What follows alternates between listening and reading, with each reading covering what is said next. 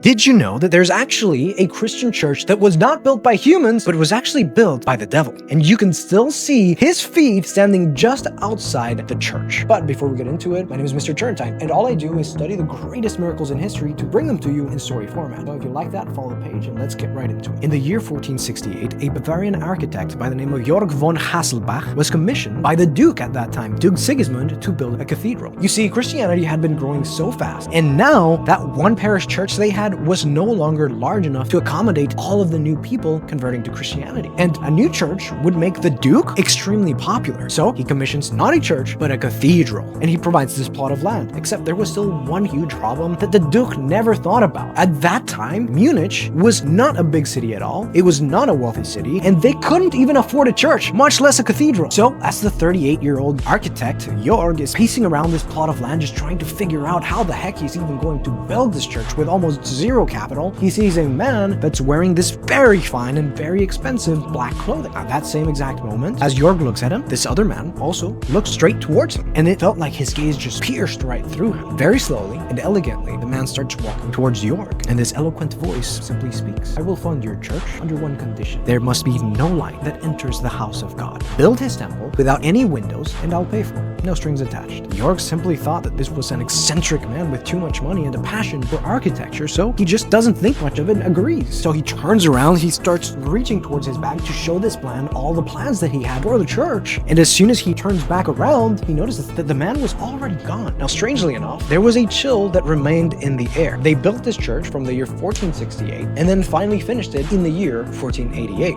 And when they did, this mysterious man in the same black clothes shows up again to inspect this church, of course. He takes one step inside and stands just underneath the arch, and sure enough, it clearly looked like there was no windows inside. But somehow, this church was not dark. And in anger, he just stomps on the ground. He takes a few steps forward only to see that he had been deceived. It was an optical illusion. There was all kinds of windows, but they were all hidden behind these massive Gothic pillars and an altar. And it was only visible from inside of the church. So at this point, Georg sees this and he's freaking out because when the man stomped on the ground, something horrifying happened and he was shaking. The man angrily just walks out of the building and Georg is just standing there looking at the ground where he had stomped, and he just simply starts praying, not knowing what the heck had just happened. Because when the man stomped, the ground shook and his foot broke the tile beneath him and imprinted on the ground as if his foot had melted the tile. Because you see, this wasn't the first time that there was a mysterious man, well-dressed man, that had offered someone to fund someone's building. And they all denied his deal because they swore that they knew this was the devil himself. When they say, if you look close enough to this footprint, you will see the words Prada.